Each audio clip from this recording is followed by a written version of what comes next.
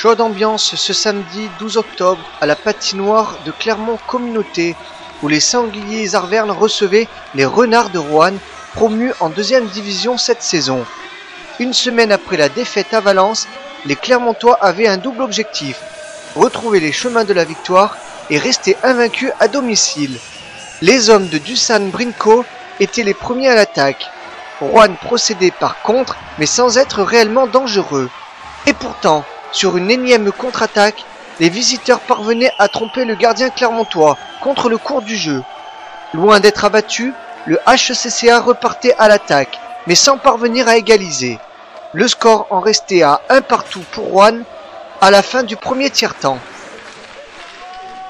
Le deuxième tiers-temps repartait comme le premier, avec une grosse intensité offensive des Auvergnats, avec pas moins de 8 grosses occasions de but, mais sans jamais parvenir à revenir au score. En effet, les Renards pouvaient compter sur un très bon gardien. Wojtek Skliba arrêtait toutes les intentions de but clermontoises, mais pouvait aussi compter sur le manque d'efficacité et de précision des Sangliers. Presque à lui tout seul, le gardien tchèque de Roanne permettait à son équipe de rester encore devant à la fin du second acte. Le troisième et dernier tiers-temps commençait de la pire des manières pour les Clermontois. Yusupov doublait la mise pour les Rouennais, qui ne pouvaient espérer mieux.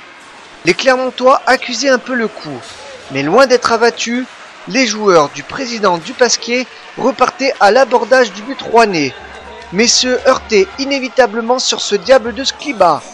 Clermont touchait mais pas coulé.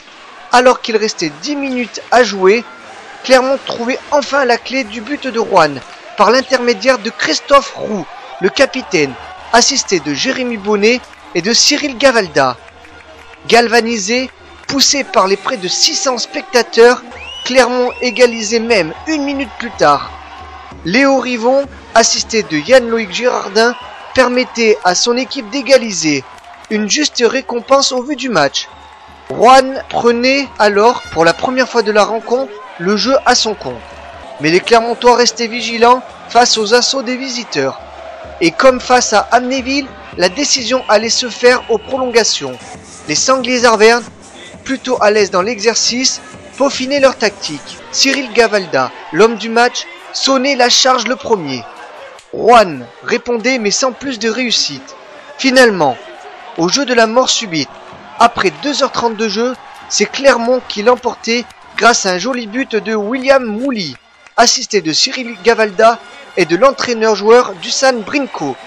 Les Sangliers Arvernes ont une nouvelle fois prouvé qu'ils avaient du mental.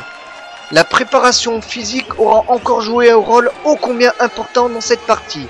Une belle soirée de hockey réussie à tout point, sur et en dehors de la glace. Prochain match le 26 octobre, toujours à la patinoire de Clermont Communauté, avec la réception de l'équipe 2 de Strasbourg.